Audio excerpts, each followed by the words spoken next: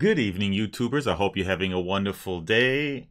It's great to be back. For some reason, even though it's only been a week, it seems to me like it's been a long time and I missed that interaction.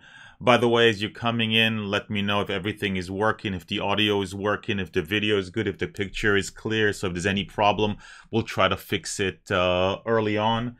I think we're going to have a good discussion today. I think that it's a very, very interesting topic. I think that there's a lot of interest in it. And from past experience talking to you guys, I think this will make for a great discussion. But as always, remember that this is a live stream. If I'm the only one who's talking, then might as well do a recorded video. It's all about interaction. So I'm going to do probably like a 10-minute opening, just kind of lay out the legal framework for this whole issue, but then it's all about questions, answers, comment, arguments. So you want me to read out your statement, you want me to answer a question, you want for me to respond to something, just make sure to put an @YouTuber Law before your comment. That on my end will show up as an orange box and I'll know to read it. If you don't put it, I'm going to skip your statement. You don't have to pay. You don't have to use super chats or anything like that. Obviously, if there's a super chat, there'll be a big box around your thing and I'll read it. But you don't have to. If you just use @YouTuber Law, it gives me an orange box just to me so I know that you want me to read it.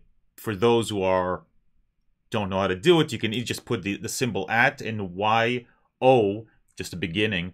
And right away on top of it, they'll pop an @YouTuber Law. You click on it, that will populate the name, and you won't see the orange box, but I'll see it on my end. So even though I'm going to start and I will do the little bit of opening and discussion of the legal basis, just put your comments and everything into the chat. And once I'm finished, I'll go back and I'll try to go through every single one. Usually, with very rare occasions, we've been able to go through every single comment and discussion. So all good.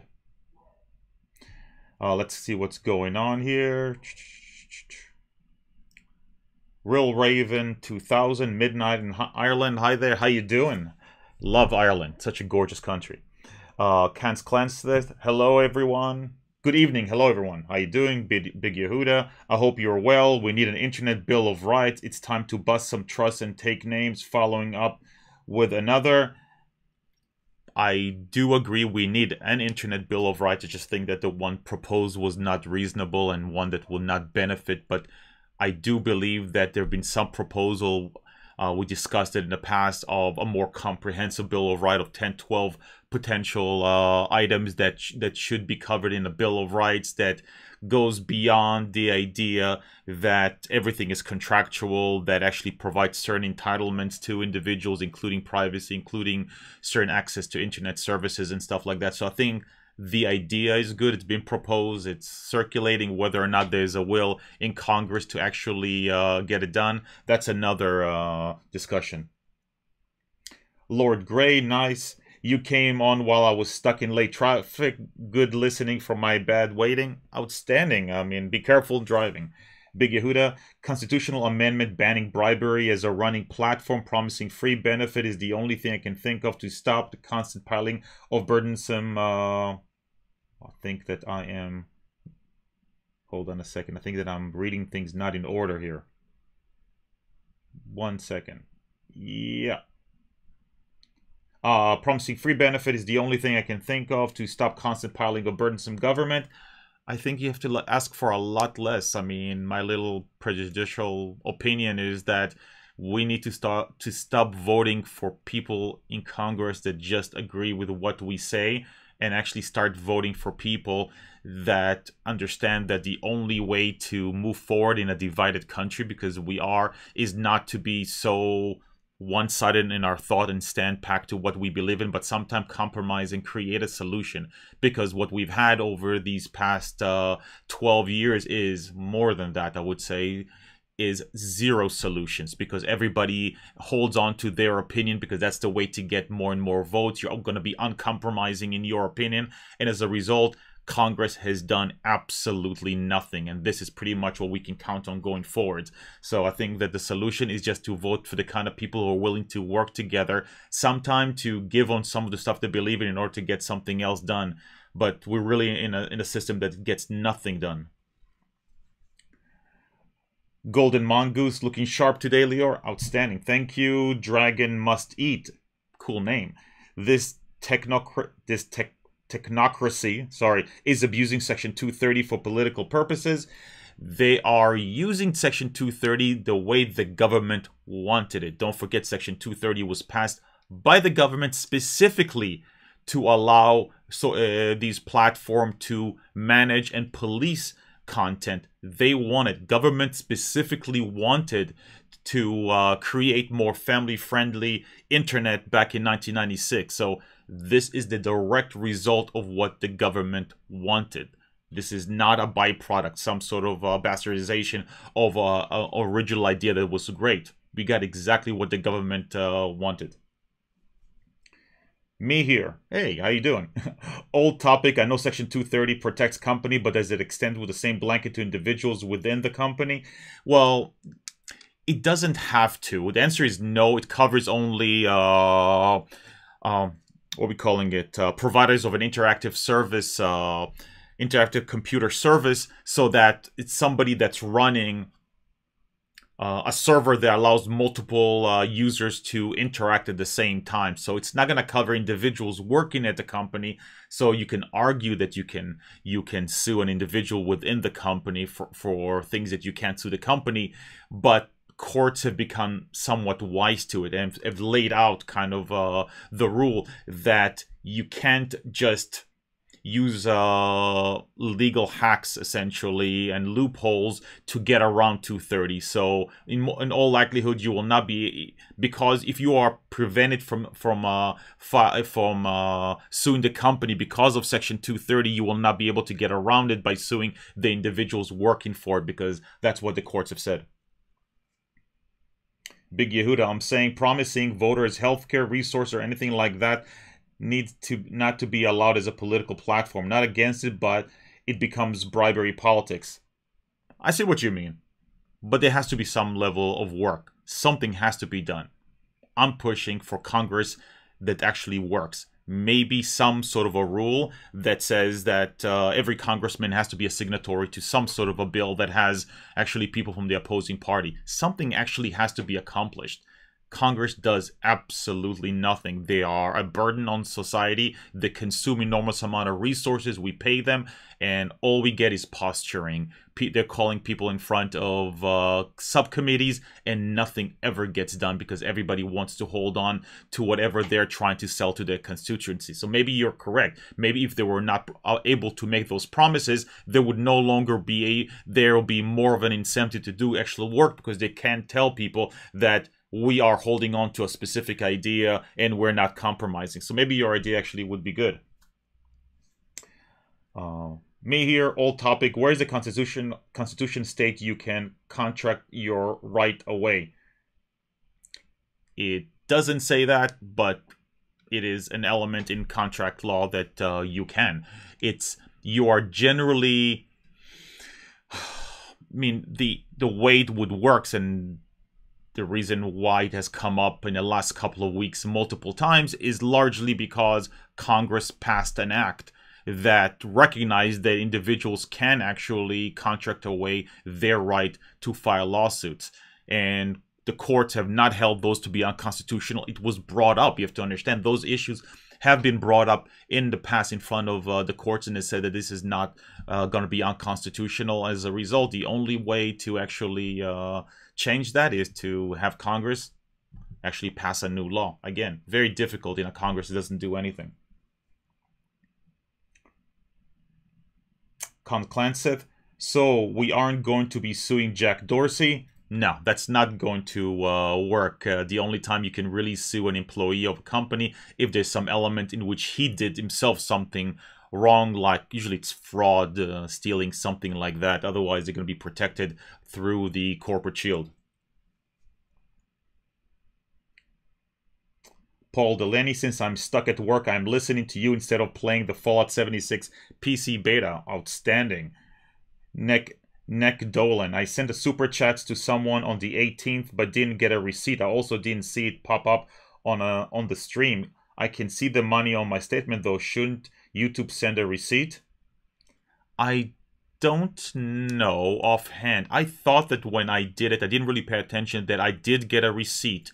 I'm not sure if it was immediate or done once a month, but I'm pretty sure that I got a receipt. So I'm not sure what's how it's working. But if they accepted your money, you would think so. They would have to be. So if you don't get a receipt, I would go. There should be, I believe it is a setting within, right, within your account on YouTube. I believe there's a way to actually see what you paid. You can definitely see what you received, but I believe there's a way to see what you've paid. I just don't remember. Paul Delaney, that said, keep up the awesome work. Thank you so much. Jonathan Giglio, how do we square that Section 230 allow these companies to violate civil rights laws? Finally, has GAB demonstrated that something is impossible to build your own lunch counter? That's a great question. We're just going to jump right in. KillerCraft136, how are you, man? You're the boss. Thank you, KillerCraft. So, like I said, put all your comments in, questions, opinion. I'll jump into them right after I finish. Let's just start officially the stream.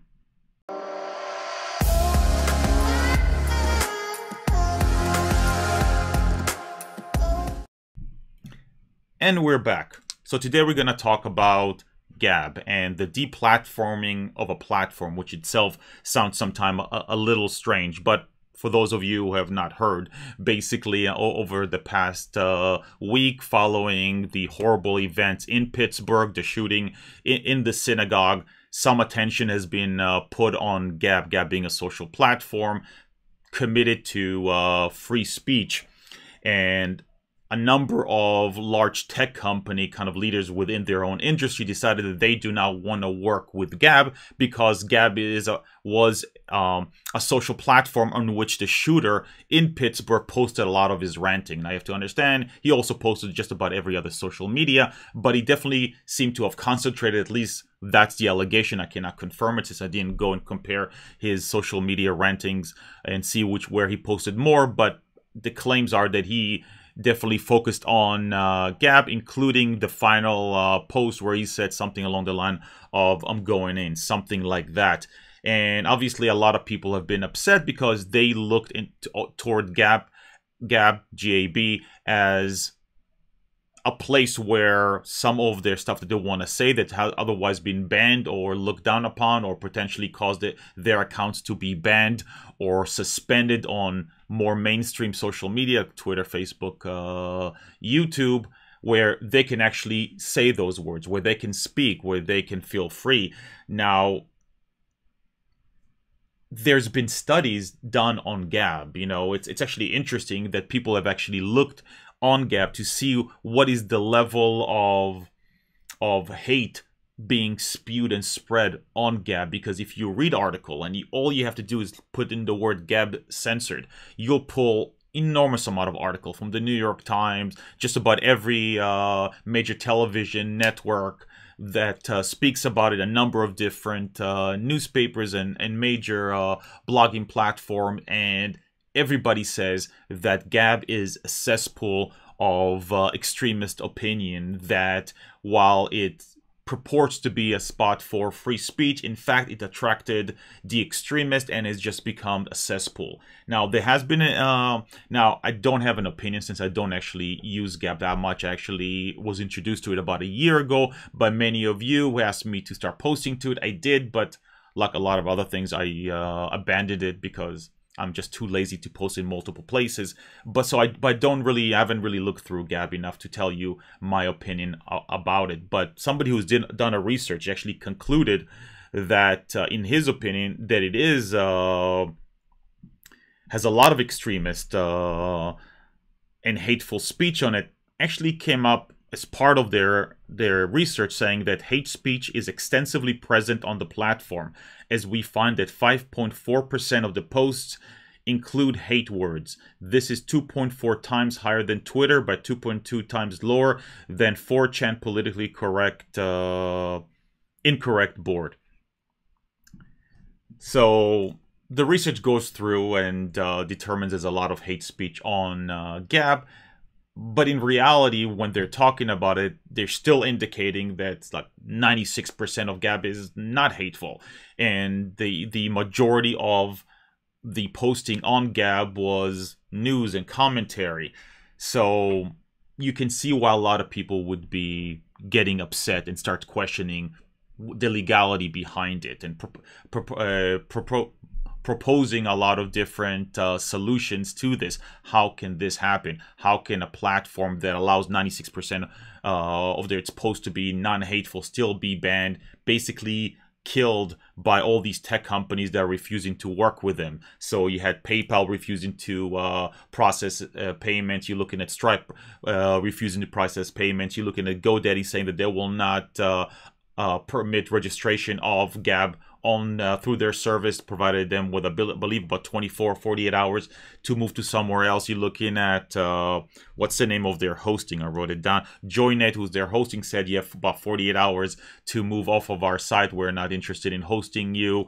And even Medium canceled their account. So very quickly, a very important part of the platform, the hosting, the domain name, all the payment processing has been killed, which effectively closed down Gab until it can rebuild itself. Now, there is no doubt that the blame needs to lay in the shooter. When it comes to hate speech, if you want to blame someone, blame the people who are speaking, people that are acting. The question is, from a legal perspective, can all these companies together in concert, whether or not through collusion or individually, can they shut down a platform, a free speech platform? And the answer is, I mean, we're going to go through it and I'm going to try to explain it, and I'm going to give you a quick answer to it. I'm going to lay out the explanation for it. But at the end, I'm going to give you a potential solution to it. And the answer is yes. The answer is there is absolutely nothing illegal about what was done. Each one of those companies are absolutely within their right to do what they did. I'll explain it. Doesn't mean that if you are opposed to it, if, again, being opposed to the shutting down of Gab does not mean that you are pro hate speech or you're pro anything that being said as part of that 5.4%, or that you're somehow supporting the horrible events that took place. But it's quite reasonable for people, I think, to say that regardless of what is being used, regardless of whether or not you use it, there should be areas on the internet that allow for unfettered speech, regardless of how horrible it is. There's a lot of opinion that for instance, that the only way to fight speech is with speech, and when you don't allow people to speak freely, you have no way of actually exposing some of the stupidity behind it, some of the irrationality behind it. There's no way for you to react to it. There's no way for law enforcement to actually know what is being said and where it's being sent, that you're just driving people into the darker elements of the web. The web... as Gary Vee always says, that the internet exposes us. It does not create us. It does not, in fact, radicalize us. It exposes who we are. There's nothing wrong with exposing who we are. That means that the same feelings, same ideas, same hatred, same prejudices are there in society, except that without access to the internet, we don't see it, and it just lays there. Doesn't mean it's any safer. So the question is ultimately why? Why is this legal? Well, first and foremost, free speech. And yes, people say, well, it's free speech for the people who are talking on Gab. That's true.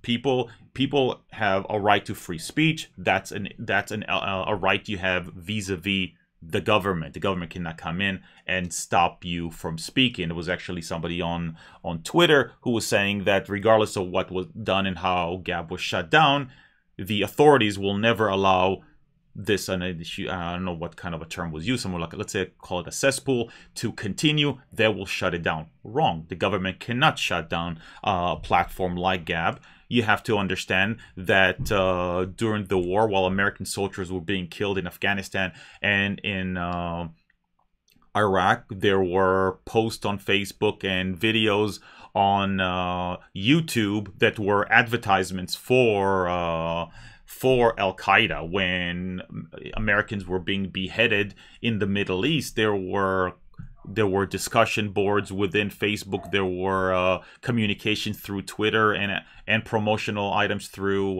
YouTube that were asking people to come up and fight Americans. So the reason why the government couldn't stop it back then, when they had a real interest because they were fighting a war, is because it's called free speech, and the government cannot shut down opposing speech. However, it's distasteful, it finds it, absent very, very limited exception. One of those exceptions being that the speech might cause incitement. But the concept of incitement within the United States is so immediate, like it's calling for immediate meeting and immediate violence right now, and it actually happened. Incitement is very, very specific, and since the 1920s through the 60s, our concept of free speech has been so absolute that incitement is very, very specific and would not apply in any of these cases. So the idea is, no, the authorities cannot shut down a place like that. But just like the speakers on GAB, and just like GAB itself, because GAB is a company, has an opinion about free speech, so do the companies it contracts with. They have a right to free speech, and that's a whole entire story of why companies have a right to free speech. But it's been a process. Companies have been gaining more and more rights equivalent to what individuals have had since before we were a country as part of colonial England. But with the exception of certain rights like voting, many of the rights associated with individual have been granted to companies. There was for a while an argument about whether or not the rights of companies derive from the individuals who make up those companies, like its shareholders or employees. But in fact, the current trend is a recognition that companies have a right, their own individualized rights, which are separate from the people that are working for it or the people that are owning it. And those companies have a right to free speech. And in expressing a lack of desire to allow people to use their platform, a lack of desire to contract with people or provide services people, they too are expressing their right to free speech. Their right of free speech might, in some ways, suppress other people's right of free speech because they don't want to allow them platform. Nonetheless, it is their right. And there have been cases, not many. Normally these cases, and we'll talk about, usually are concluded in favor of the large tech company because of Section 230 of the Communication Decency Act. But there definitely been cases that show that a lot of these kind of decisions are protected under the First Amendment, that companies, in choosing who to work with, who not to, who to allow on their platform, not, all those kind of decisions are inherent right of free speech. And that's probably the biggest and strongest argument of why these companies are legally permitted to do it. The second one is contractual, that all these companies have licensing agreement among each other. Remember that we as individuals have licensing agreement through the terms of service with all major websites and mobile apps, while also commercial contracts exist effectively between companies, just licensing agreement. Sometimes they're simple terms of service. A lot of times they're much more complicated licensing agreement. And virtually all of those agreements have, we can terminate at any time with or without cause. Sometimes there is a notice requirements. Many times there isn't, especially when the service is so standardized. So something like PayPal and GoDaddy, there is no specialized services being provided. It's very standardized. As a result, you'll have basic terms like I can terminate anytime for any and all reason. It's very, very common. I've written just literally hundreds of those kind of agreements and licensing agreements, and it's always there. It's the only way to operate a very standardized kind of service. So they are permitted to terminate it because the other side agreed to those terms in exchange for the services provided. The third one people have talked about is the Communication Decency Act, Section 230 of the CDA. Now, in this case, CDA is really not as critical. I think that the more tangible argument is freedom of speech here. But essentially, Section 230 was an act passed in 1996 as part of the Communication Decency Act. The entire CDA was actually found to be unconstitutional, so only Section 230 survived.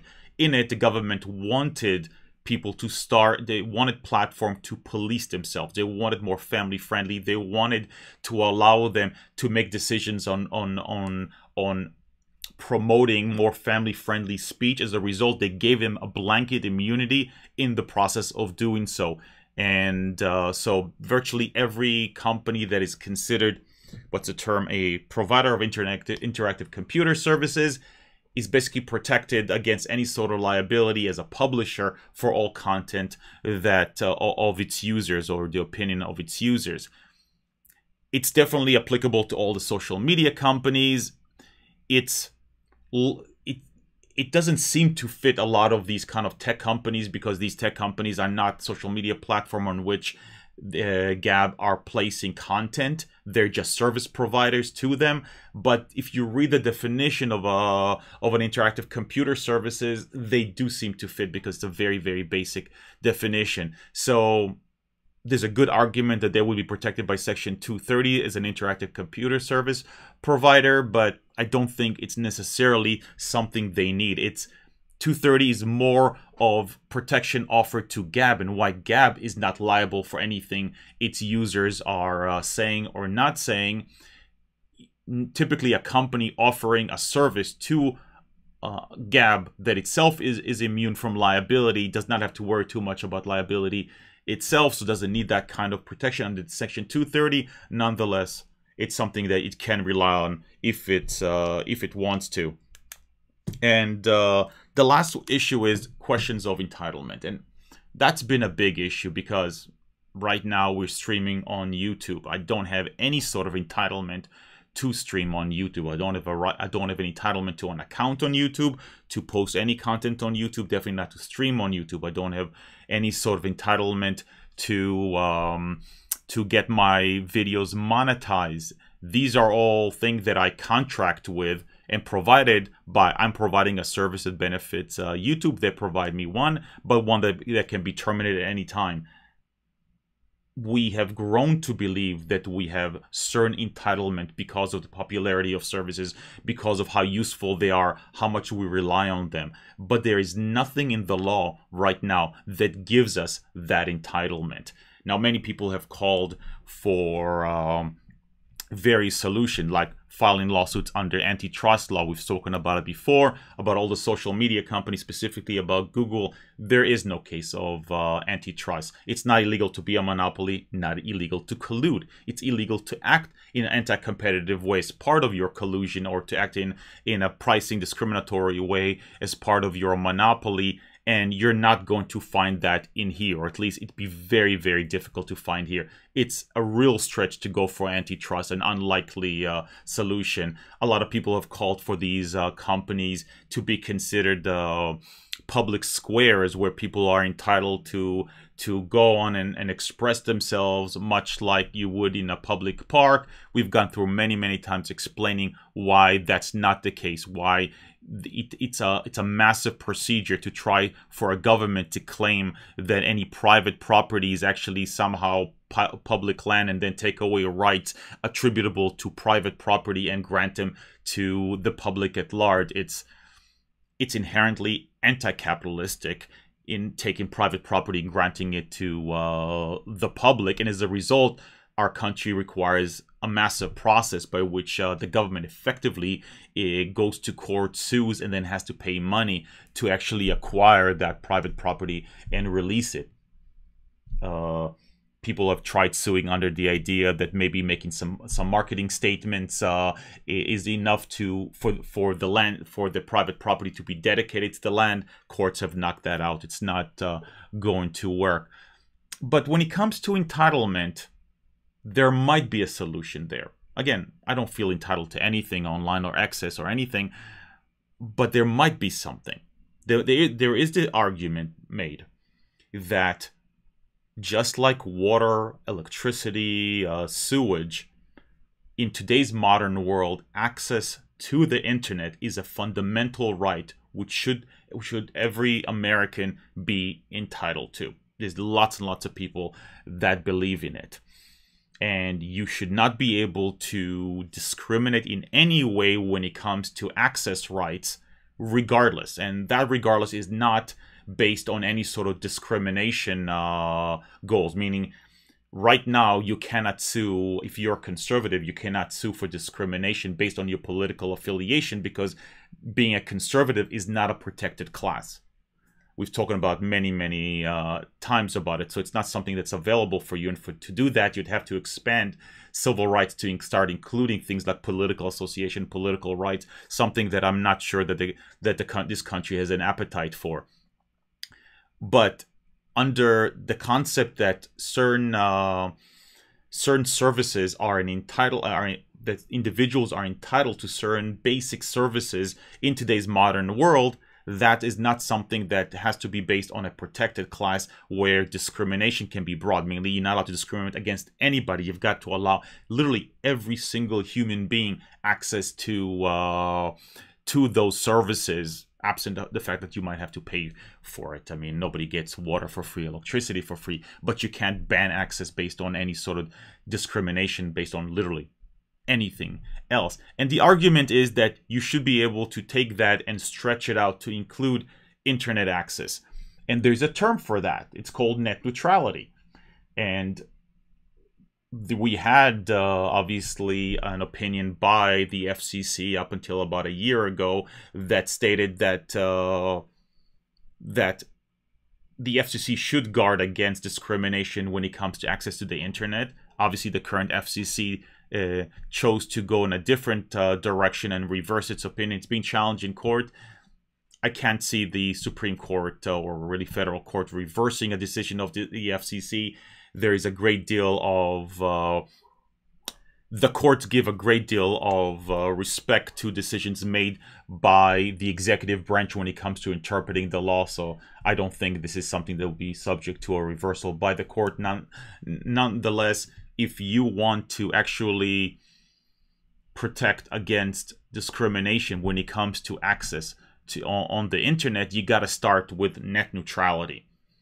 Now, net neutrality is not as extreme as what many people want, but it says that at its heart, we have right to the very foundational elements of the internet, literally the pipelines of the internet. There shouldn't be any sort of discrimination in the data going through and in our access going through. And it's absolute. It's not tied to any sort of protected class. It's an absolute protection against any sort of discrimination based on anything, because it was anti-discrimination based on an interpretation of an agency. Now, you would argue that if you start with net neutrality, you can then build, and I think there is logical reasons to say that you can build on that to include other things beyond the very basic elemental features of the internet. You can there's an argument to be made that beyond the pipelines, certain fundamental access points are required in order for people to really interact and acquire knowledge and share information on the internet. Because frankly, if I'm looking at all these companies, the one that I find most disturbing is GoDaddy. The idea that a company providing pure registration, a pass-through, they literally don't do anything except allow for the registration, a pass-through of somebody's domain.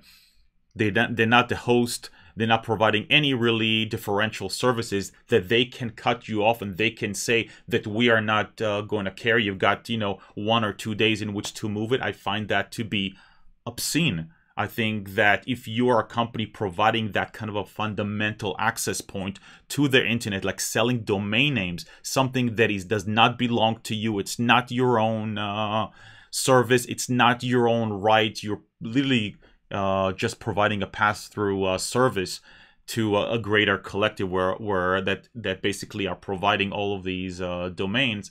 I find that probably is the most disturbing one. I think if you go beyond that, you feel that something else should be allowed, maybe web hosting, or at least the argument being that even if web hosting is not a fundamental right, it should be guaranteed against any and all discrimination. The argument being that when you allow, since the hosting of your information is so fundamental. People have that right. People build entire platforms to permit it, that you cannot like that actually terminate it. If you want to terminate, you've got to give 30, 60, 90 days notice and ability for somebody to actually move on. Not saying you can't terminate, but you have to be cognizant of the fact that in having the right to terminate a hosting service at the flip of a hat is actually incredibly damaging to the people that rely on it in their expression. There's a real risk of them losing enormous amount of information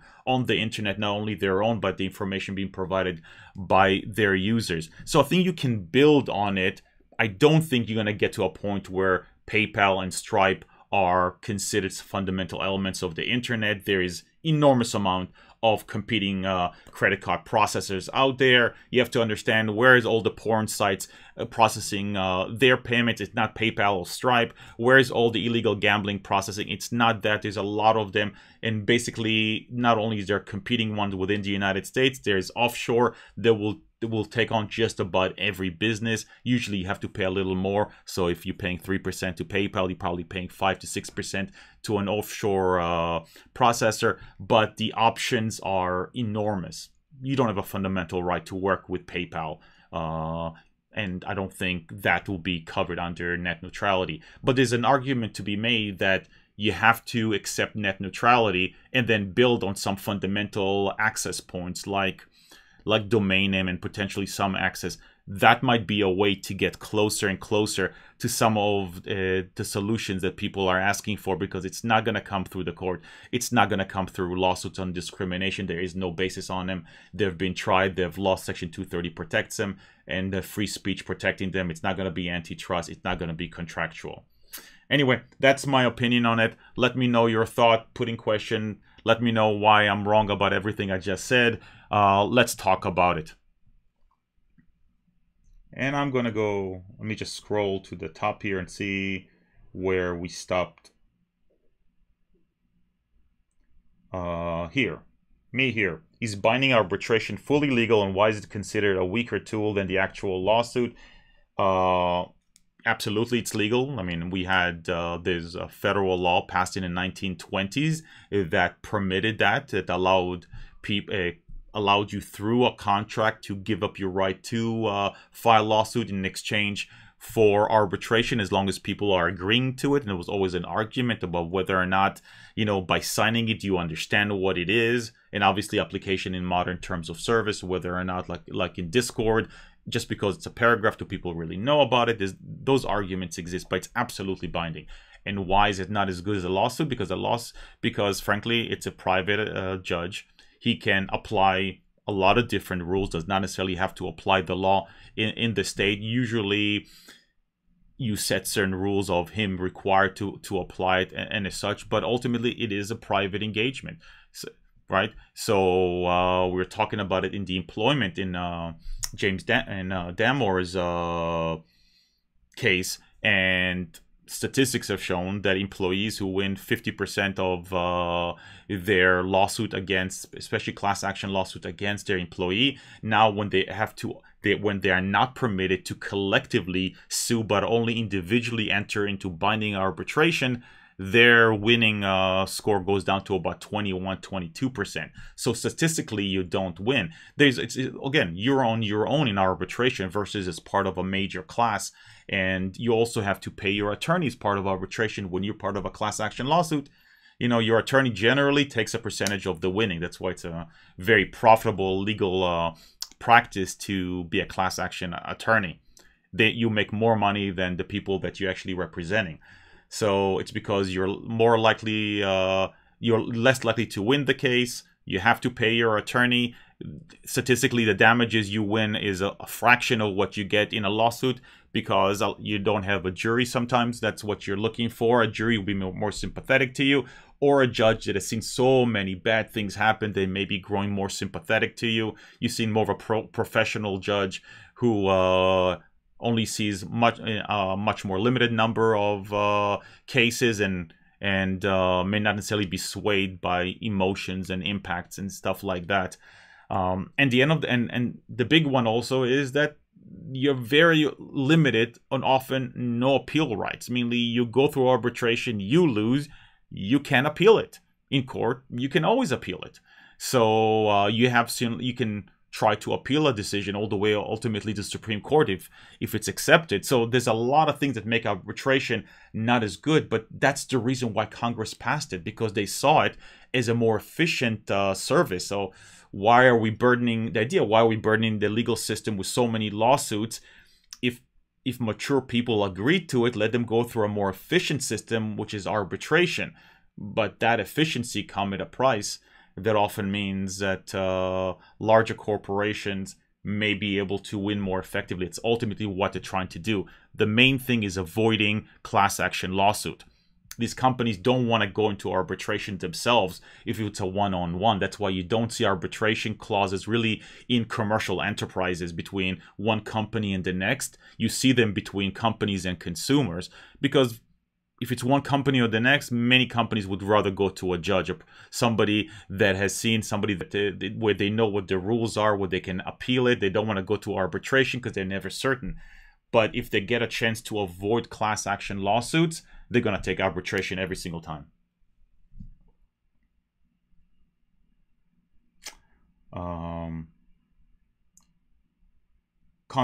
Conclanseth. Renewed my lease yesterday, and they had a notice about the Fed law about class action arbitration you mentioned a few streams away.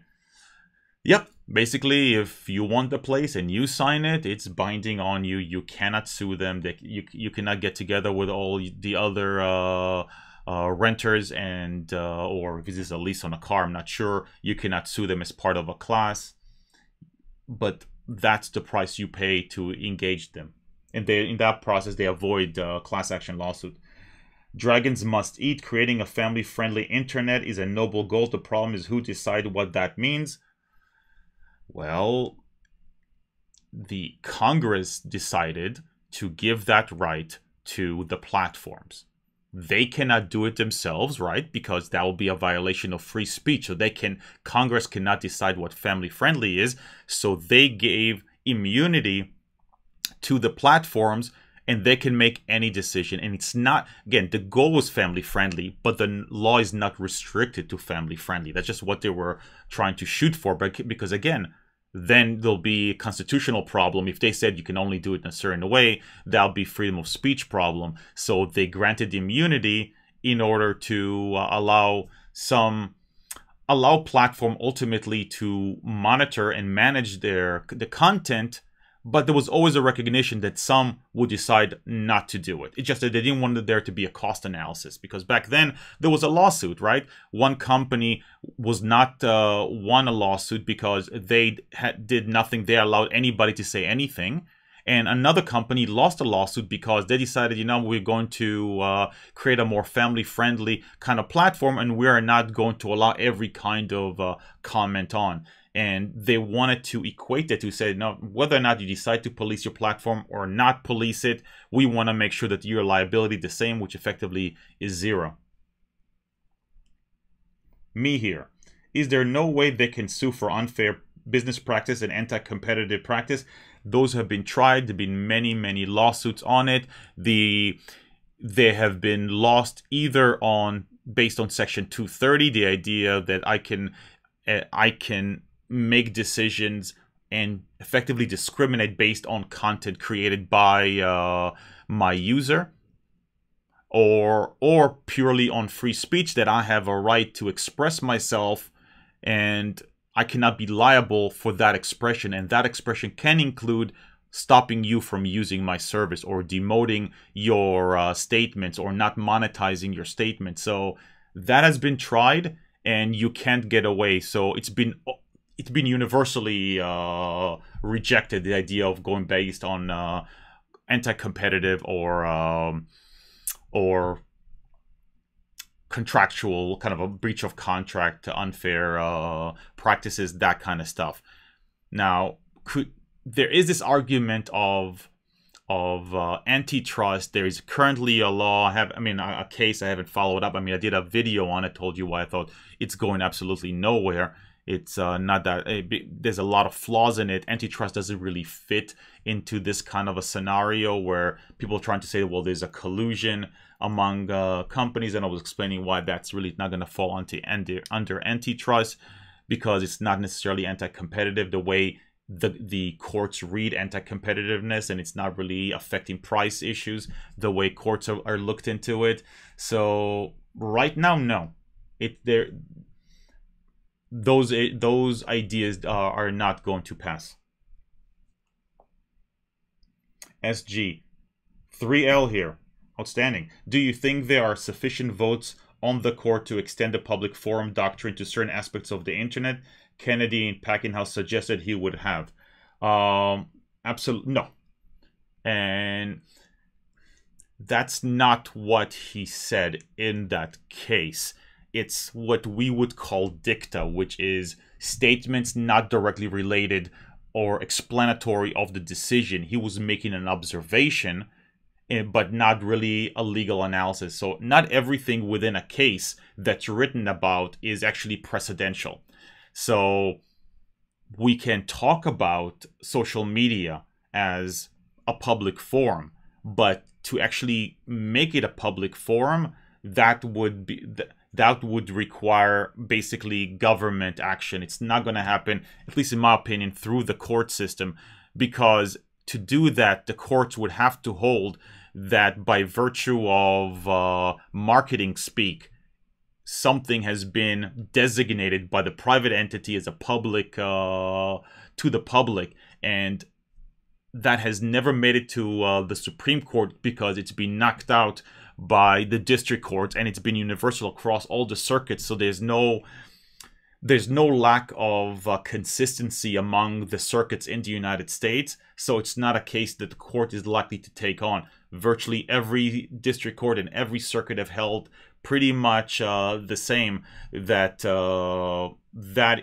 is not going to serve as the basis for a lawsuit like that. So something else would have to happen, in my opinion. The only way, if people feel that it should be a public forum, and I think that would face a lot of constitutional issues, they have to go to Congress. You have to have a law.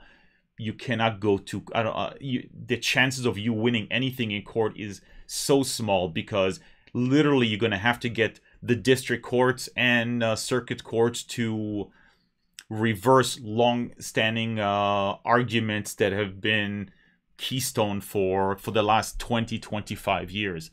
So for all these courts to suddenly reverse their opinion, to create inconsistencies that will then go to the Supreme Court, it happened, right? I mean, Citizens United came completely out of left field. Nobody expected the court to rule as it did on Citizens United. It's a complete abolition of prior cases. So it's possible that it happened, but it's such a long shot, and people have to be willing to file cases and lose them in hope that something makes its way to the Supreme Court.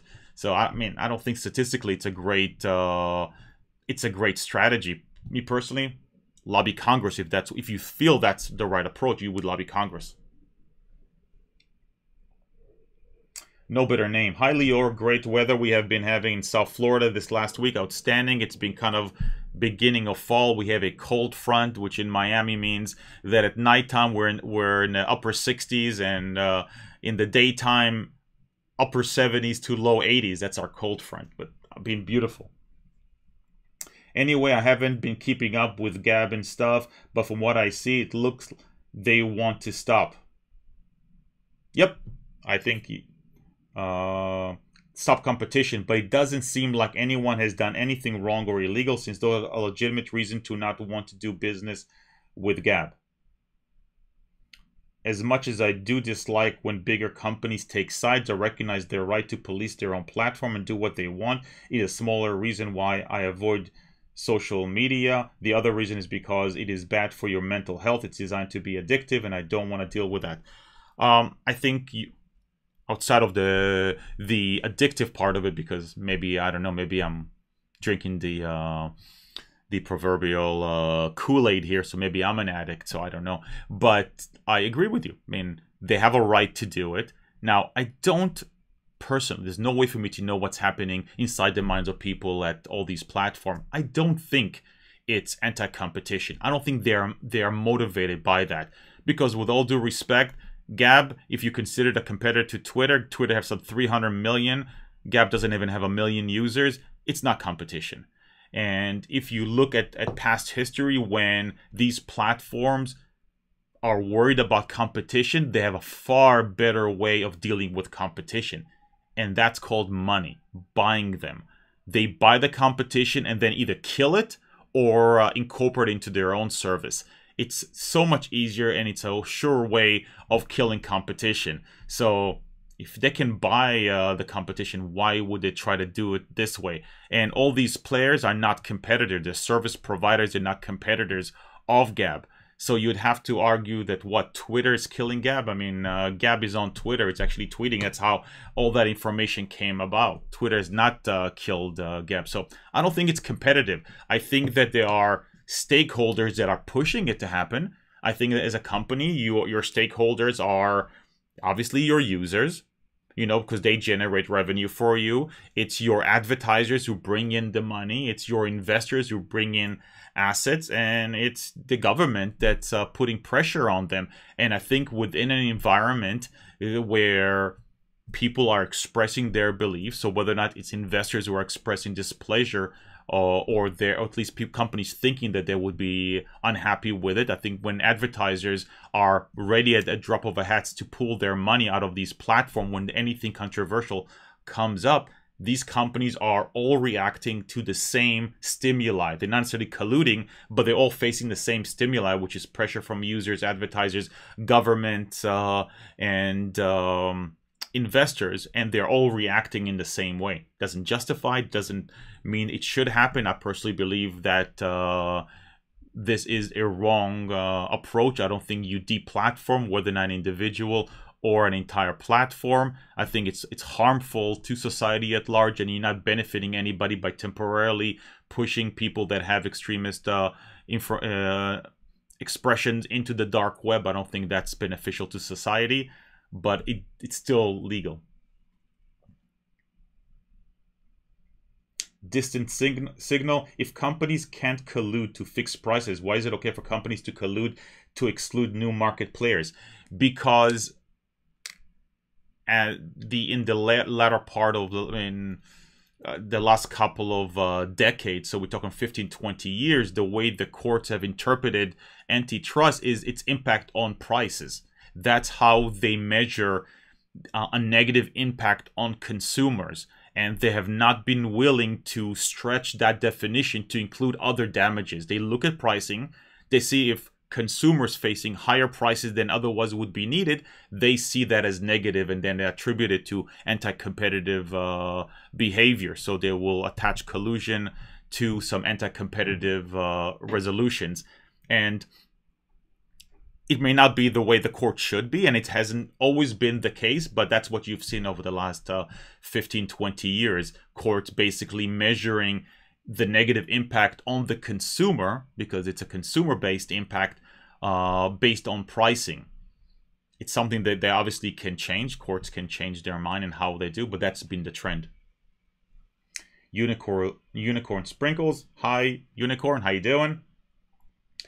Jonathan Giglio. If the tech companies like Twitter also host their shooters' speech, but only ban Gab, aren't they colluding? Also, why are phone companies legally required to carry shooter phone calls?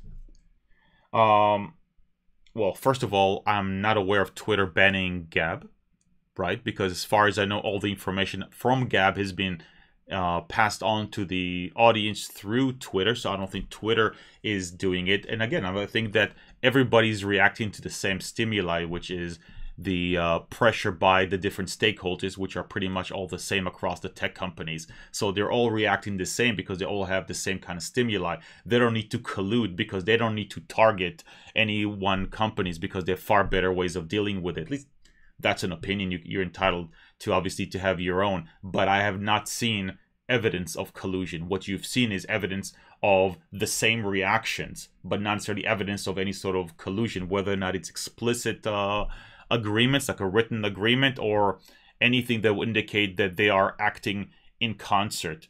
Usually when you see that, and we spoke about it maybe a couple of months ago when we talked about antitrust, when he came to that, one way to prove collusion, at least in the court's mind, is when a player does something against their interest.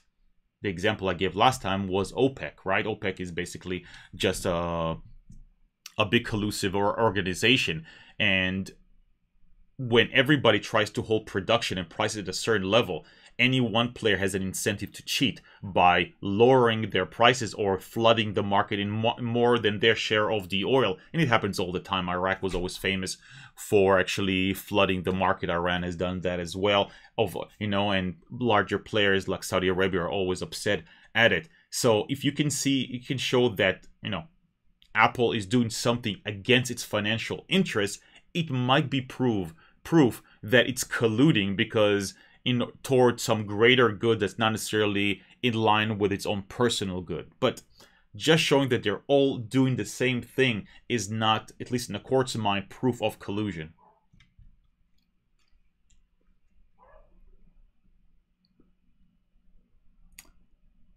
Me here. I was air cargo for Canadian during the Bosnian Civil War at Herzegovina airport, and wow, were we getting some interesting opinions back at home. Sadly, maybe it's time to unperson the company and let them flounder.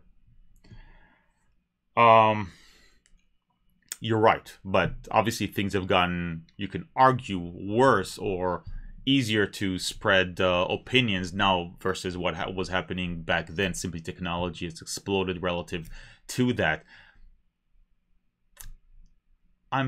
I do agree with the concept that the internet exposes us, allows us to reveal ourselves to the world. It doesn't create us. It doesn't incite us. It actually just allows us to express ourselves, which is not necessarily bad. Before we had the internet, we had individuals holding the same ideas, same thoughts, but congregating in smaller groups and expressing themselves. Those ideas did not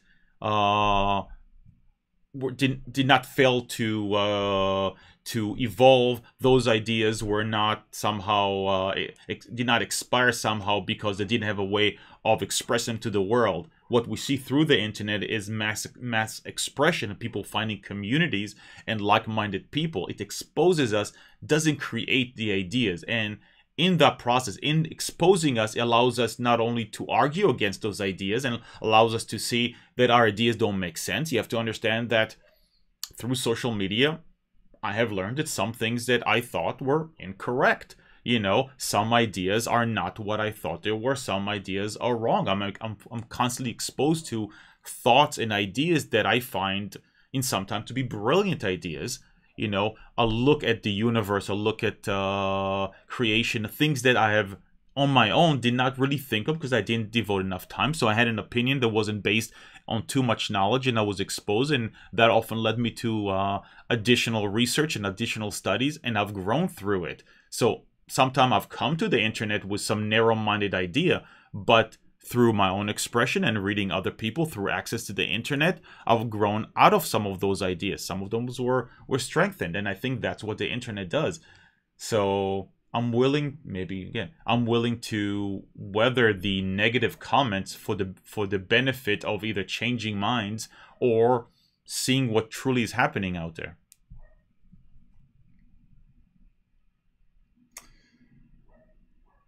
Sphere Sword. Problem is...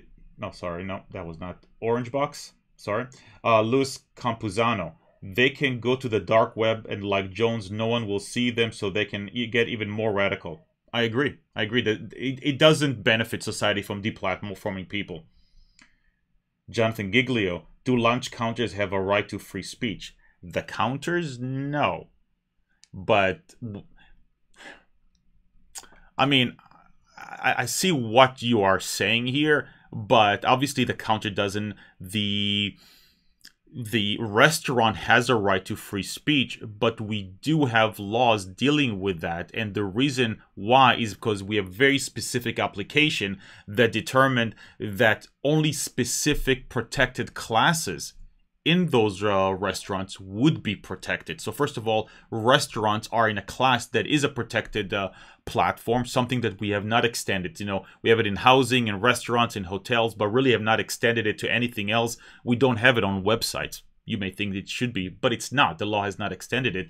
And only certain protected classes. So no, you can be discriminated against in a restaurant based on your political speech and political association, while you cannot be based on your race, your sex, your gender, your sexual orientation. Those things will be protected because they are protected class.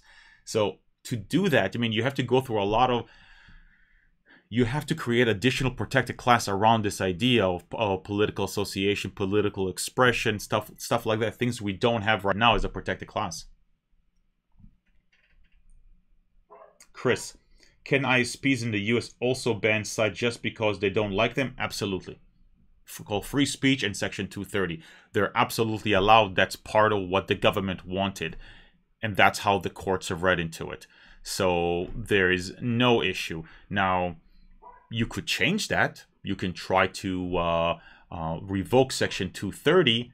You would still face potential constitutional problems because the argument would still arguably be valid that ISPs have a right of free expression and free speech under the First Amendment, and in banning people, that's their own expression of what they are supporting or not supporting. So you can get rid of one thing through if Congress actually acted on anything by trying to revoke Section 230, maybe write a different law, maybe more restrictive, but you'd still have to go argue to the court that it's somehow not an expression of free speech.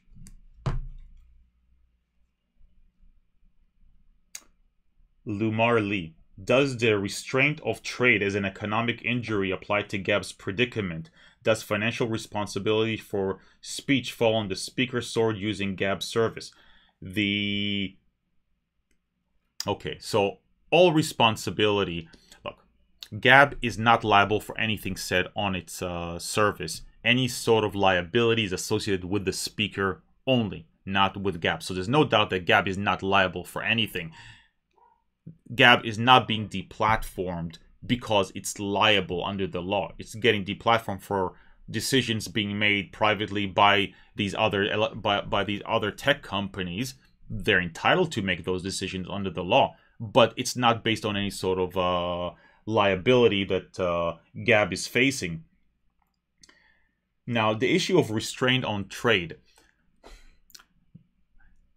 that to date that has not worked because of Section 230 and free speech. The idea is that people have tried to argue that I have certain entitlements, certain rights. You're causing me damages by deplatforming me, demonetizing me, removing my videos, restricting my post to a certain segment of your platform. So those have been tried and failed, and always have fallen on always because the court said any of those arguments are just attempts to go against what the Congress decided when it come to passing Section 230, and what the courts have decided when it comes to elements of free speech. So they never made it anywhere.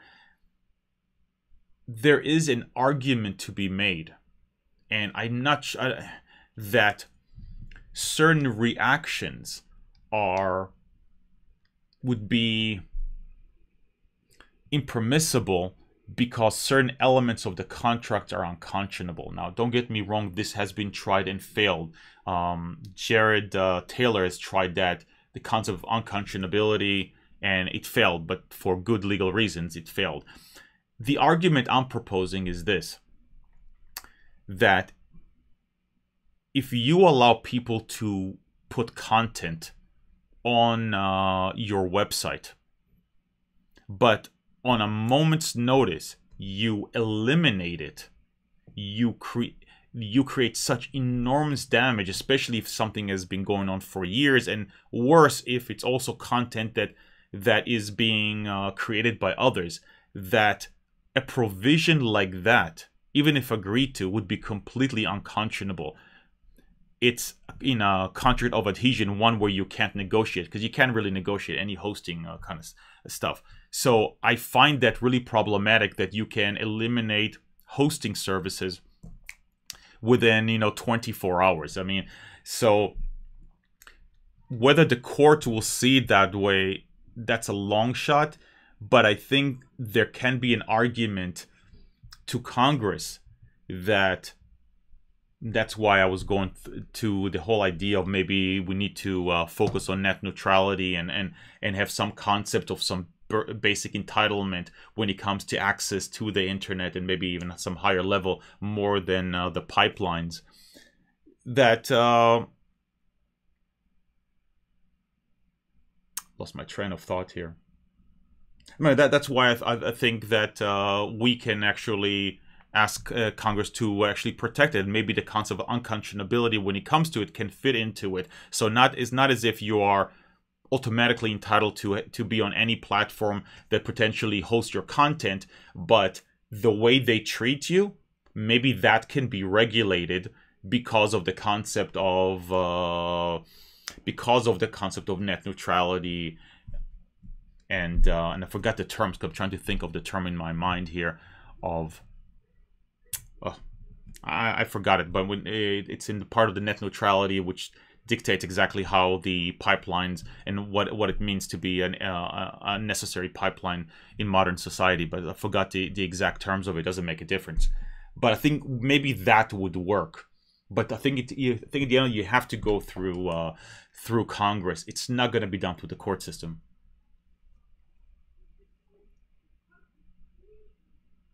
Real Raven 2000, would it still be illegal if Twitter paid Swift and GoDaddy to drop off their competition? Oh no, that would be illegal. I mean, there is an argument for collusion, right? If you'd have to argue, first of all, that Twitter and Gab are competitors. There's a decent argument in it, and then you'd have to argue that Twitter was acting anti-competitively and you have to be direct payment. You can say, they could be like, we'll provide each other some free services or something like that in order to make it happen, and so that would absolutely be collusion, and the result be an anti-competitive result. So that would definitely fall, but you have to prove that. That's kind of difficult. Andrew Nguyen collab with Rikieta Law when? I'm just terrible at it. Every time I speak to him, we say, well, let's do it. We'll talk next week, and we don't get it done, and it's just time getting away. I'm just been bad in managing my time, so it's all on me. He's always been cool about let's do something together, so I apologize. It's just my time management has been awful. Angela Richter, couldn't an argument be made that social media sites, through their curation of new, made themselves publishers? The concept of publisher is no longer relevant when it comes to that. It's relevant when it comes to newspapers, but that's what the CDA 230, the Communication Decency Act, Section 230, actually determined, that you cannot hold them liable as publishers. So the concept of being a publisher is no longer relevant. Well, since 1996, is not relevant to social media platforms. It's relevant to newspapers who are not included as part of the CDA, but not to the social. So it doesn't make a difference if you're an editor or a publisher.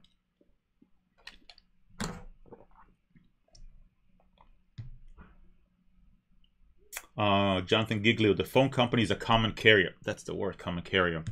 And must provide your service regardless of speech. Shouldn't ISP, DNS, financial service be the same? Can a grocery store deny O.J. Simpson food?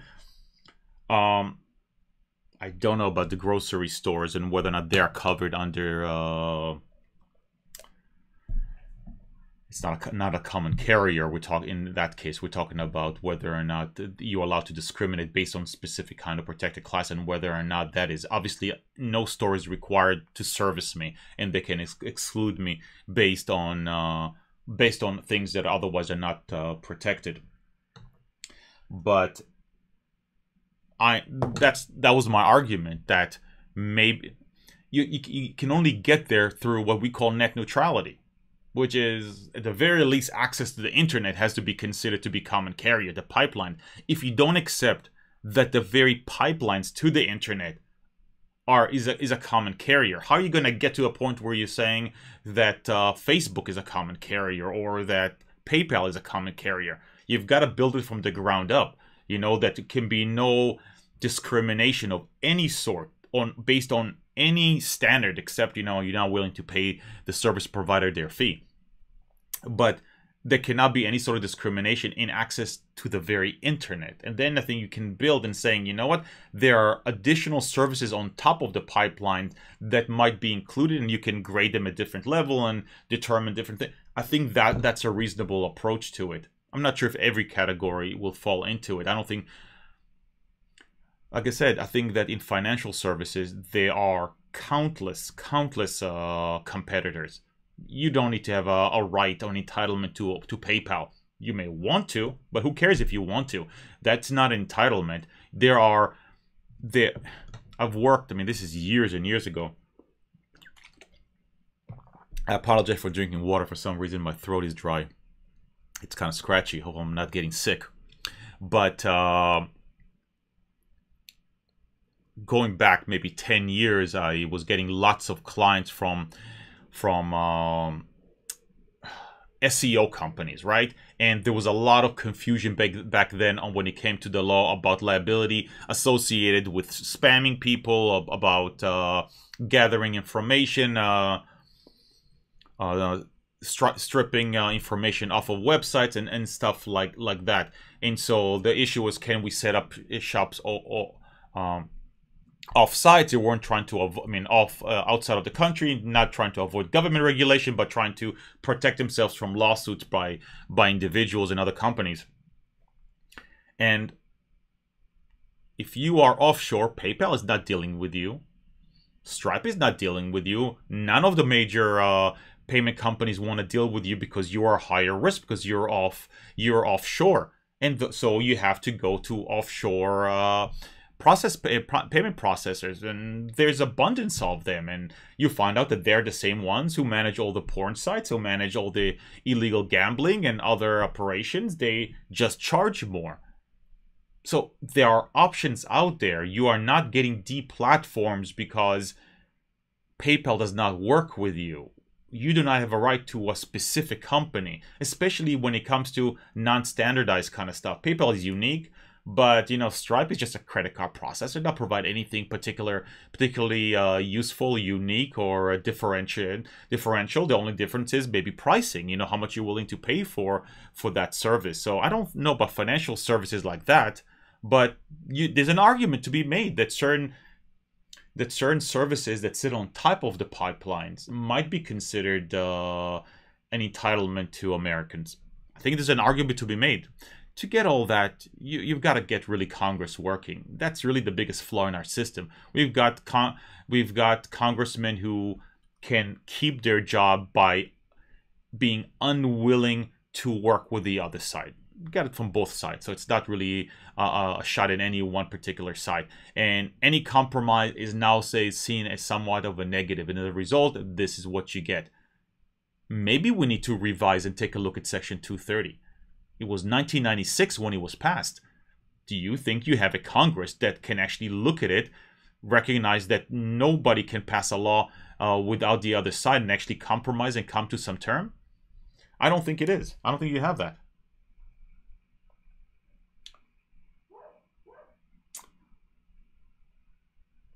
Golden Mongoose. I know it's different because it's tech company Section 230, but compared to the bake the cake verdict, it seems to go against that. Only they don't like GAB's direction. Well, the argument, right? So, I mean, the argument are that they are. What makes them similar is the idea that a bake shop should have a right of free speech, just like like a platform. Correct. Section 230 obviously does not apply to the bake shop. They don't have that argument, so that's not a defense they can rely on because it doesn't apply to them. And at that point, you're arguing whether or not there's discrimination against a protected class. Sexual orientation is a protected class.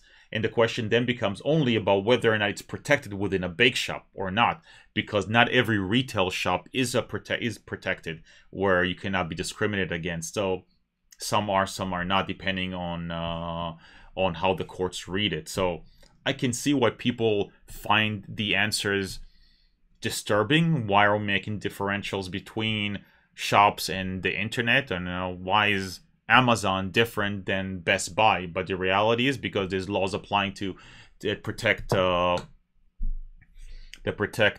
Amazon that doesn't protect Best Buy.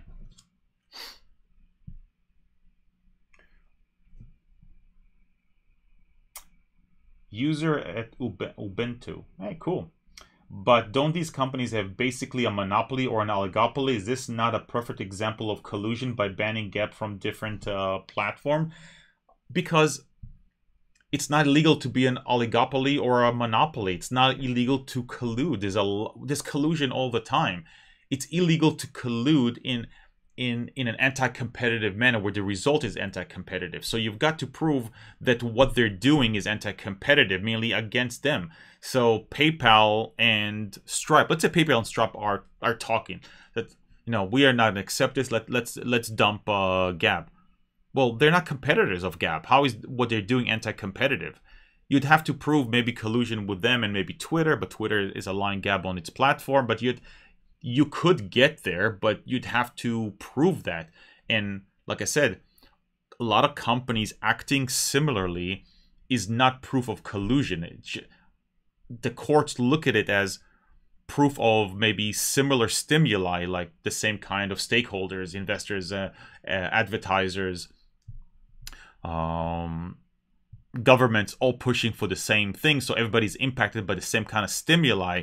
It's not necessarily that they are getting together and colluding, and that's the problem here. So you could get there, but you'd have to prove, first of all, that there is collusion, and you'd have then to prove that the result is anti-competitive. And there's a lot of collusions out there that are just not illegal, because usually, unless I'm impacting pricing, me and my competitors can act together toward a singular goal. And sometimes, let's say I look at my competitors, I see what they're doing. Oh, that makes sense, and I follow up. That is not an illegal act.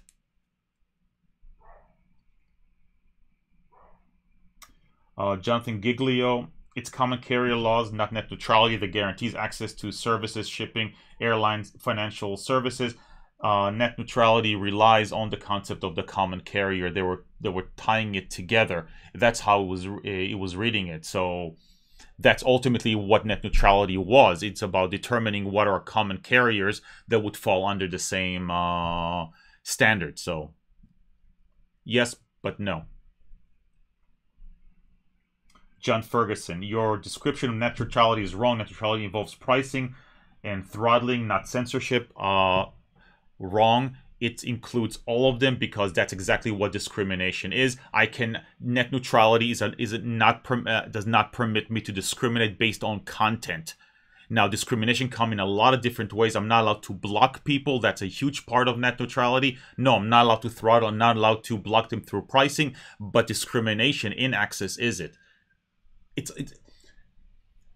I'm sorry, but the same people often that are arguing that net neutrality is wrong also want common carrier access to the internet. They want both things at the same time, and I'm apologizing, but you can't have it. You can say that no, we don't need to guarantee access to the internet to all Americans. The free market should take care of it. But by the way, because of my political position, my right has to be guaranteed. What everybody's arguing is net neutrality here, that they don't want the free market to rule. If ultimately all you want is free market access, where companies can do what they want, provide notice by free, that's what the FCC is doing right now, right? That's, you can argue whether or not this should be done through Congress or through the FCC. I'll grant you that. I would like it to be done through Congress, not the FCC. FCC can be changed every time there's a new administration. So I'm all for it. But you can't get away with saying you should not be able to discriminate on Facebook, where you are allowed to discriminate on the pipelines that actually govern the data that runs it. The two things, in my opinion, don't work. You have to, if you believe that there should be no discrimination, you've got to start at the bottom line, which is the actual pipelines running the internet and then build up. It doesn't make sense to me that to say that I need to be guaranteed access to PayPal and Stripe and YouTube, but no, we can discriminate based on content that's actually running through the same pipelines. Ubento, what do you think of going to court for them having an oligopoly, unfair competition law, or something like that? Unfair business practice, fraud, misrepresentation. So like I said before, most of those have been tried and just have lost because Section 230 and freedom of speech negated them. So they have not. There have been some attempts at contractual stuff, but generally, given the court's acceptance that the terms of service are binding, all those licensing agreements and all of those have their, I'm allowed to terminate you at any time without any real notice or within some minimal notices. So all of those arguments failed because contractually they were agreed upon. So then the only solution is to say, well, some provisions are unconscionable, so even though we agreed upon, they should be thrown away. So far it's failed. Doesn't mean it can never succeed, but so far it's failed because the courts have recognized that you're using this kind of unconscionability provision as a way to get around Section 230. So far those arguments just have failed. John Anon, can companies' arbitration become class action if the judge determines it's in the public interest due to shoddy business practice? That's how the arbitration laws work in Canada.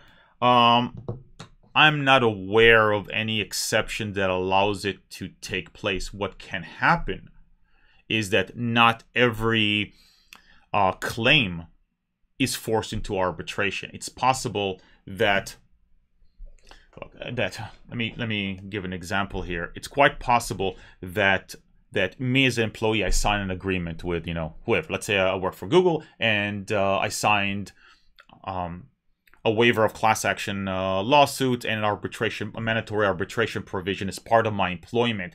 When I'm arguing based on improper termination or they owe me money or anything like that, I'll be forced into arbitration. But could it be possible for me to argue certain elements that the court says will not fall into arbitration because it's completely outside of it? The argument will be yes. For instance, and maybe I'm a whistleblower and I'm doing it subject to federal law that protects me from blowing the whistle on some improper thing. I think the court would then protect me. I can't guarantee you. That would protect me and not force me into arbitration. Allows me to be protected by a court system because it was subject to federal law. The arguments here and the argument when it comes to the Damore case gets very, very complicated. But that's what they were trying to argue, of whether or not there was a legal exception to the law, and the court found that what they were arguing was not an exception. That's what it was falling for. They weren't arguing that they weren't subject to arbitration, but arbitration law does have certain exceptions based on federal state law, and they were trying to argue why what they did to Damore was the exception, which the court rejected. So, but if you can find a law that is violated, a federal law, especially state law, not really, unless it's some problem with the contract itself, I didn't sign it or it was hidden, I never knew about it, something like that. If you can find a federal law under which a violation happened, that actually would then supersede arbitration, allow me to take that claim outside of arbitration. Me here, can't a protected class sue in class action if they are discriminated, if someone being racist, anti-gay, anti-black, but they sign a binding arbitration? That's exactly what I just responded to. Yes, if you can identify federal law that was violated, then it would supersede, because actually it's written into the Federal Arbitration Act that would happen. So not generally state, but if there is maybe there is some state, maybe some state civil rights act would act as well. I don't know, but definitely federal acts like Civil Rights Act would act as a way for you to not be forced into arbitration. Yes. Podak. Why would the speed at which you can access various services through the internet, net neutrality, be necessary to protect other things, especially with services you don't pay for? Because net neutrality is a lot more than speed. It's general discrimination based on content. Speed, pricing are all elements through which you discriminate when it comes to access for commercial reason, but ultimately that's what it protects, and it seeks to protect everyone's access. You think about it in terms of whether or not it's protecting, Netflix ability to stream video to you, but it just as much protects people's ability to communicate with you. And the idea whether or not, if I'm running certain communication networks, it allows me to spread information and to speak out there, and companies either lower my speed or charge me more for than a competitor, that ends up suppressing my right to speak. In many ways, that's what's happening on a higher level with GAB. By not allowing me access to PayPal, I'm probably forced to go offshore where I'm probably paying twice the price for it. So that's the argument. Ultimately, you've got to start, if you believe that certain elements of the internet should be common carry, in the sense that we have certain entitlement to them and no discrimination is permitted based on anything, short of some major crime or something like that, or just not willing to pay for the services. You can't reject the infrastructural part of the service. This is normally where everything agrees. You don't have, the reason why you have rights to electricity is because that's an infrastructural issue. You do not have a right to cable television. That's not infrastructural. It feds off the infrastructure, but it's not infrastructural in that sense. There are lots of services built on top of the infrastructure that are not protected, because they feed off of that. You have a right to electricity. Doesn't mean you have a right to purchase a fast charger fed off the electricity into your new Tesla, because that's a service that's built off of that. And that's the same thing with net neutrality. It actually identified a bunch of different levels, saying there's some infrastructural, then there is some access points, then there is services built on top of that, and then da-da-da-da-da. And the idea, and in many ways very modest, I think, approach was say that the infrastructural, the pipelines, should not impose any sort of restrictions. That's what the FCC at least is not following. That's something I think you have to argue through Congress. You have to pass a law that protects it. And I think you can go further. I'm with you on that. I think that not only the pipeline should not be, I think also the access points that that allows it. So for instance, if let's say my pipeline comes through AT&T, but I'm then getting my access points through a different ISP that is fed off of AT&T.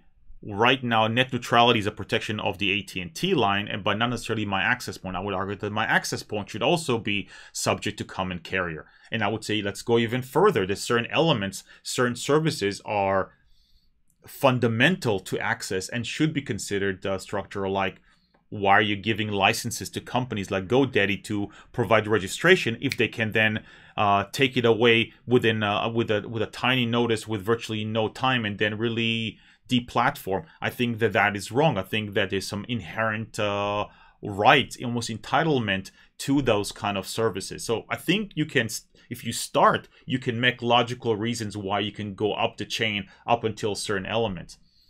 But it just seems to me, doesn't seem to me like it makes that much sense to argue that you have a right to Facebook, unfettered access to Facebook, non-discrimination on Facebook, while, yeah, it's okay for there to be discrimination in the pipelines and pure access to the internet itself. I don't see how that logic works.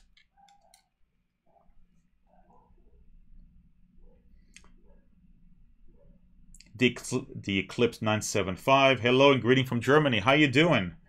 William White, what exactly are antitrust laws and when do they apply? Effectively, you've got two things which are, you're not, well, there's more than that, but basically you're not allowed to collude with the imposition of an anti-competitive result, and so 2 companies, 3 companies, 10 companies, and allowed to get together in such a way that kill competition effectively, right?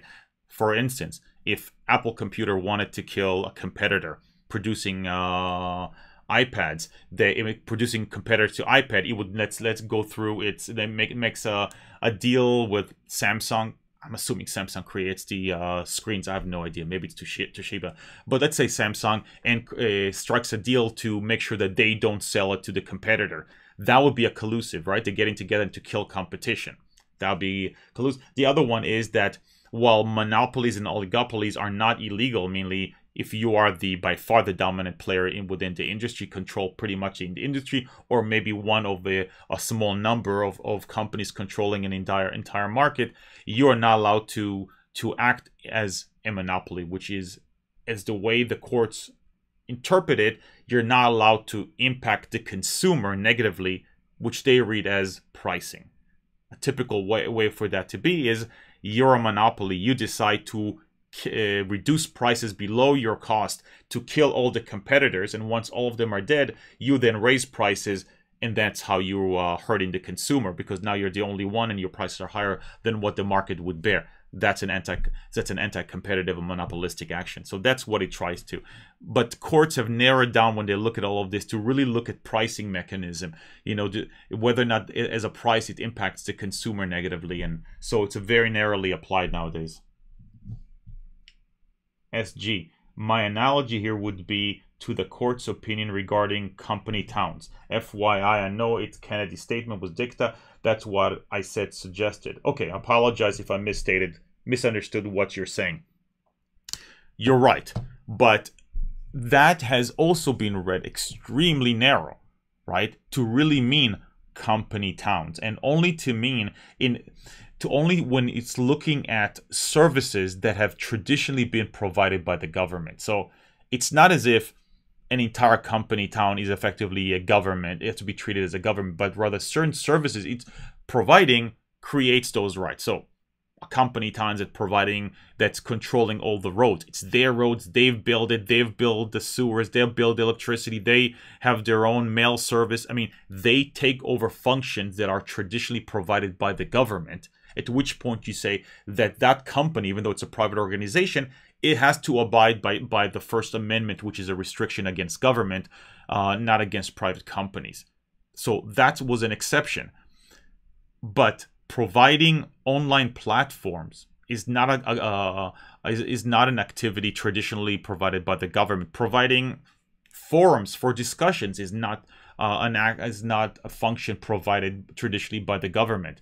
So the argument doesn't fit, at least not the way it's structured right now. Something else has to happen, but it's not. But right now, that argument doesn't work. At least in my opinion. I apologize. It might be that you do, but I don't think it fits. No better name. I don't know if you will get this far or remember, but I said, seems like I didn't really 100% believe it was really anti-competitive, but I do see this as a bad approach to a small problem. Again, I apologize. Sometimes I'm reading quickly and trying to react to it, so I do apologize if I'm reading and I'm misunderstanding what you're saying. I'm going through a lot and trying to be comprehensive. The 3D video. Remember the Twitter PM where we talked about a domain and domain provider outright stealing a domain? A lot of people like censorship if they agree with it, which allows tech companies to push harder and harder on the censor button as people get used to it. What happens when electricity companies, supermarket ISPs, and phone companies start to ban people they disagree with? I don't disagree with you. I think that it's a bad approach. When I say something is not illegal, doesn't mean I agree with it. I just say that the law is not there today to protect what you think it is. I absolutely agree with you. I think that I don't think it's wise. I've said before that I think a better approach would be for social media companies to provide its consumers with tools to control their own experience. Now, if I am on YouTube right now, I have very limited ways in which to control what's being shown to me. If I'm on Facebook, I'm on Twitter, they all manage my feeds, what I see, how I see it. Now, what if they gave me really finite tool to say, you know what? I never want to see things of that subject. I never want to see things with those words included. Not only to the video, but maybe to the comments. Not only to the articles, but also I don't want to see retweets from specific kind of accounts. You know, allow me as the individual to control my own experience. Don't control what's available. Allow me to control my own experience. I think that is a much better approach to not deplatform people, not deplatform organizations, but rather give us the tools to control our own experiences. You may have the right to speak. I don't have, but you don't have the right to demand that I listen to you. So I should be allowed to block you because I don't want to listen to you. There's a problem with that these companies don't want to do that because it's not the best way for them to make money. There's a reason why the feeds on all these major platforms are the way they are, because they are designed to keep you on the platform, to show you more of things that you're seeing. Even if you're seeing things that you don't like, because you see it, because you're getting upset, it's something they're going to show you more of it, so you stick there and you make more money. You make more money in advertisement for them. So there's a reason why they don't like effectively empowering the viewer, the subscriber, the user with a lot more tools, because that's not the best way for them to make money. But I think that's the better way to manage content, to give it to us, not to create algorithms. I mean, years ago, I mean, my God, think about up to between about 15, 16 years ago, I worked in a technology company here where I started actually writing algorithm. I didn't work there as an attorney. At least I didn't in the beginning. Later on, I got promoted. But I actually wrote algorithms for a computer system that we used to service, you know, Walmarts and insurance companies and everything else. An algorithm is just it's just a mathematical formula. And you can write one that's perfect, two that's perfect, but you don't realize that one may actually impact the other. So when you're writing so many algorithms on the scale that some of these platforms are writing them in order to combat different things, sometimes you don't realize the impact they can have under the hood, essentially. So even if I attribute good faith intentions to everybody in all those platforms, doesn't mean that they understand every single interaction among every single one of their algorithms that designed as essentially artificial intelligence to run their platforms. And I think that the only way for things to get better on a lot of different fronts is to empower the users to make decisions, rather than try to build automated systems that try to balance, you know, maximum revenues against what's more easily consumable as an opinion by the public itself. Anyway.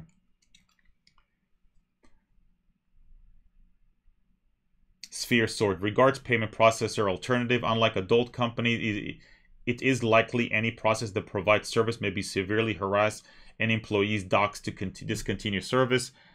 No, not all those offshore ones. That's what they're designed for. They can't be harassed. They're not selling their services to you.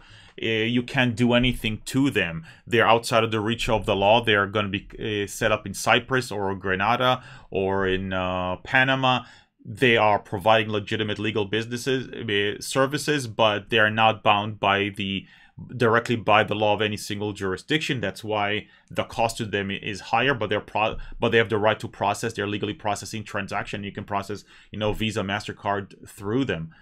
They're not concerned about that. That's really what it is. That's what allows them to process things that you may find objectionable.